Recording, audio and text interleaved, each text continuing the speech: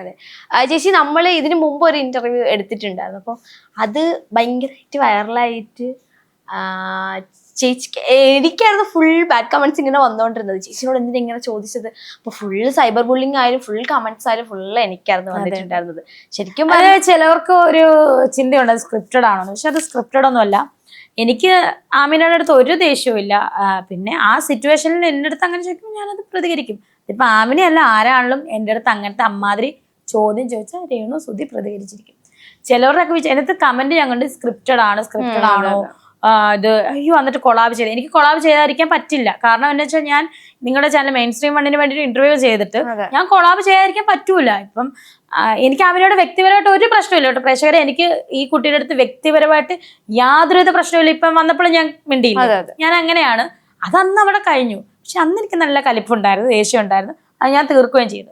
അത് അതോടുകൂടി കഴിഞ്ഞു. അന്ന് ഞാനും ഒന്നും ഉദ്ദേശിച്ച് ചോദിച്ചെന്നല്ല, പക്ഷെ ഇത്രയും നെഗറ്റീവ് ആവുമെന്നും ഞാൻ വിചാരിച്ചില്ല. ഞാൻ നോർമൽ ചോദിച്ചൊരു കാര്യം വിചാരിച്ചത് സ്ക്രിപ്റ്റഡ് ആണെന്ന്. എനിക്ക് അങ്ങനെ സ്ക്രിപ്റ്റഡ് ആകേണ്ട കാര്യമില്ല. കാരണം എല്ലാം ഇപ്പൊ സ്ക്രിപ്റ്റഡ് ആവോ ഇല്ല.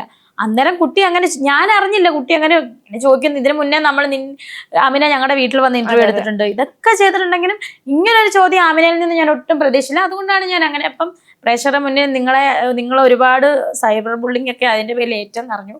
ഞാൻ നല്ല തിരക്കായപ്പോ ഞാനിതൊന്നും കണ്ടില്ല. എന്നോട് കുറെ പേര് ചോദിച്ചു സ്ക്രിപ്റ്റഡ് ആണോ? സ്ക്രിപ്റ്റഡ് അല്ല, ഒരിക്കലും സ്ക്രിപ്റ്റഡ് അല്ല. ആ കുട്ടിയോട് എനിക്ക് നല്ല ദേഷ്യം വന്നിട്ടുണ്ടായിരുന്നു. ഇപ്പൊ ഇവിടെ വെച്ച് നിങ്ങളുടെ മുന്നിൽ എന്തായാലും എനിക്ക് ദേഷ്യമൊക്കെ മാറി. സോറി. എന്തായാലും എല്ലാരും വിചാരിച്ചു വെച്ചെങ്കിൽ നമ്മൾ തമ്മിൽ ഇപ്പോഴും എന്തോ ദേഷ്യം പോലെയാണ്. ഒരു ദേഷ്യമില്ല. അന്നുണ്ടായിരുന്നു കേട്ടോ ആമിന, അന്ന് നല്ല ദേഷ്യമായിരുന്നു. കാരണം ഒന്നാമത്തെ കാര്യം സ്ക്രിപ്റ്റഡ് അല്ല. അപ്പൊ നമുക്ക് ദേഷ്യം വരും, നല്ല രീതിയിൽ ദേഷ്യം വരും. നല്ല രീതിയിൽ ദേഷ്യം വന്നിട്ട് തന്നെയാണ് ഞാൻ ഇറങ്ങിപ്പോയതും. മനസ്സിലായി. ഓക്കെ, കൂടുതലൊന്നും ഞാൻ പറയുന്നില്ല.